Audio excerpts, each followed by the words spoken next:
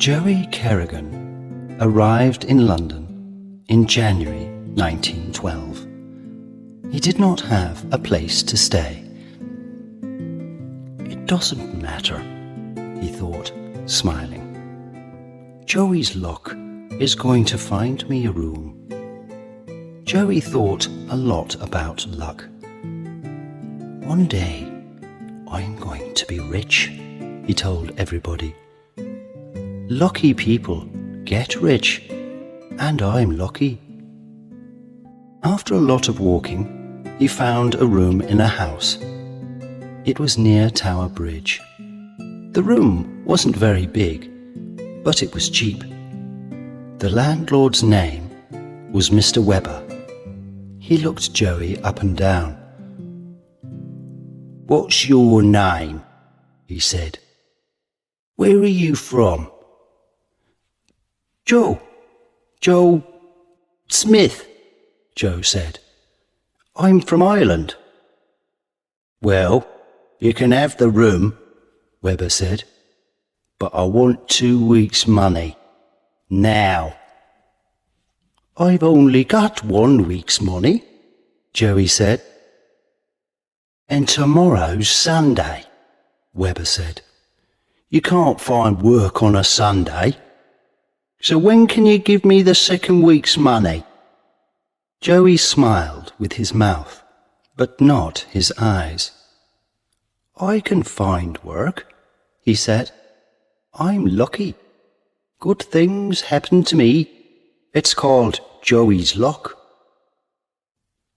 On Sunday, Joey stayed in bed all morning, and in the afternoon he went for a walk. After an hour, he took a bag from a woman in Fleet Street. The woman shouted, "Stop! Stop!" But Joey was now 50 meters away, and there were no other people near. Joey laughed and ran down a little street, then between 2 tall buildings down to the river. He stopped and opened the bag. There was some money in it, but not very much. He took the money out, then put the bag into the river. Later that day, he walked past a bookshop. There were lots of people there, looking at books, and Joey moved carefully between them. For a second, he stood behind a fat man, then moved quietly away.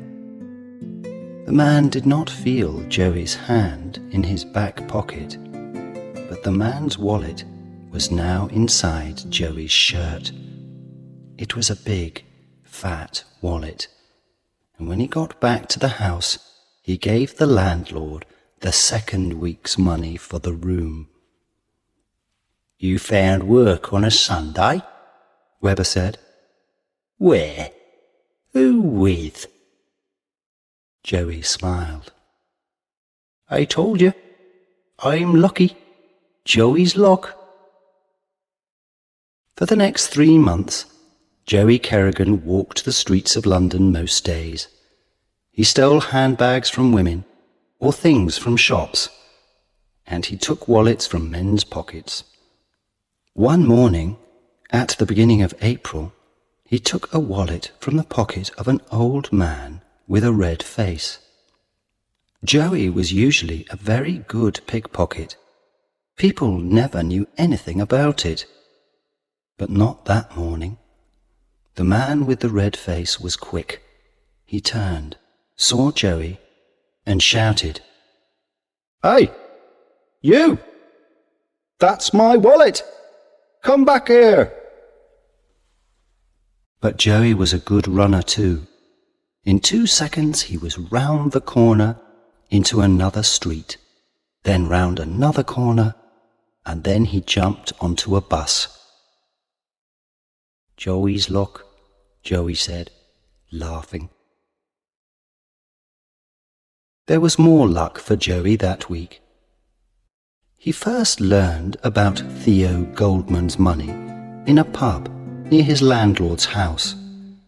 Webber went to the pub most evenings and sat with his friend Goldman. Goldman had a shop not far from the pub. He bought and sold a lot of different things: tables, chairs, beds, clocks, watches, books, pictures. When Joey went into the pub that evening, he saw Webber and Goldman at a table near the window. There were a lot of people in the pub.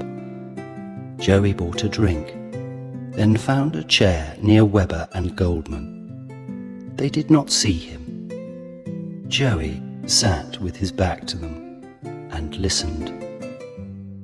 "But I need money to buy things when people bring them in," Goldman said. "Some money, yes," Webber answered. "But £100 or more, and in the shop? No, Theo."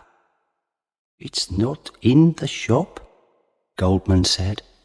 "It's in my room at the back." "Do you have a good place to put it?" Webber said. Goldman laughed. "A very good place," he said. Joey sat with his drink, thinking. He knew Goldman's shop because it was in the same street as Webber's house. Joey often walked past it. £100 or more. "I'm going to get that £100, he thought. "Then I can do anything. Perhaps begin a new life in America." He smiled. Joey's luck again. So the money was in the room at the back, in a very good place. But where was that place? The next morning, Joey walked slowly past Goldman's shop. He did not go in, but looked through the window. The old man was in the shop, but he did not see Joey. Joey saw an open door to the room at the back of the shop. Through the door, he could see a table, 2 chairs, and a big cupboard. Was Goldman's money in that cupboard? Suddenly, the old man looked up, and Joey quickly turned and walked away. He did not go to bed that night. He put all his things into a bag, sat in an armchair, and waited. Midnight came and went. At 2 o'clock in the morning, he went down the stairs and out of the house. It was a cold night, and Joey looked up at the moon in the sky. "Are you a lucky moon?" he said, smiling. "Joey's lucky moon." He walked to Goldman's shop and looked round. Nobody was in the street. He took a small hammer from his coat pocket and broke the glass in the shop door. Then he put his hand through and opened the door. Joey moved quickly into the shop. He closed the door behind him and put his bag on the floor. Then he walked quietly across the shop to the door into the back room, opened it, and went through. It was dark, but moonlight came through the window, and Joey could see the big cupboard. The little hammer soon opened the cupboard. There were a lot of books and papers inside. Some of the papers fell out onto the floor. "Who's there?" Joey did not move. Only his eyes moved, looking around the room. Then a door at the back of the room opened, and Theo Goldman came in with an oil lamp. He saw Joey. "What?" he began. Joey jumped across the room, grabbed the old man's arm, and pulled it up behind his back. Then he held the hammer in front of Goldman's face. "Where's the money?" he said. Tell me." "Money?" Goldman said. What money? There isn't any money." "Yes, there is," Joey said. "You told Webber about it in the pub. £100 or more. Where is it?" Goldman said nothing. "Tell me," Joey said, "or I'm going to break your arms. First one arm, and then the other one. Where is it?" Goldman tried to pull his arm away. He made small, angry noises, but no words came out. Joey held the hammer in front of Goldman's eyes. "Tell me, or this hammer goes into your face." All right. It's under the floor," Goldman said. "Under the cupboard." Joey pushed the old man across to the cupboard. "Get it," he said. "Now." The old man put the oil lamp on the floor and pulled the cupboard away from the wall. Then he got between the cupboard and the wall and pulled up some of the floor. There was a small box under the floor, and Goldman got it out. Joey grabbed the box from the old man's hands and opened it. It was full of money. Joey smiled. "I know you," Goldman said suddenly. "You live at Albert Webber's house." "Albert who?" said Joey. "Don't know him." He began to take the money out of the box and push it into the pockets of his coat. "Yes, you do. You live in his house," Goldman said. "Albert told me about you. You're—" "Be quiet," Joey said. "All right. So you know me, but nobody's going to find me." He laughed. "I can get a long way away with this money." All the money from Goldman's box was now in Joey's pockets. He gave Goldman a little push.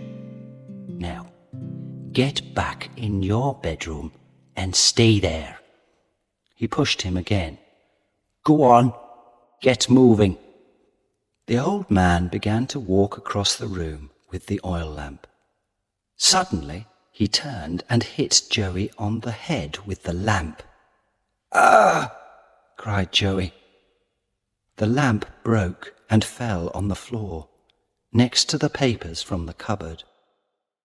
The oil from the lamp ran across the floor, carrying the flames to the papers. Goldman tried to run into the shop, but Joey jumped on him, and the two of them fell to the floor. The old man's head hit the wall. After that, he did not move. Joey heard the noise of the flames before he saw them. He looked behind him. The flames were big and were already halfway up the legs of a table. Joey jumped to his feet and ran through the shop. He found his bag by the front door, went out into the street, and began to run again. At the end of the street, he stopped and looked back. There were now flames in the shop window, and black smoke came from the shop door. He thought about the old man on the floor in the back room, but only for a second. Then he turned and ran again.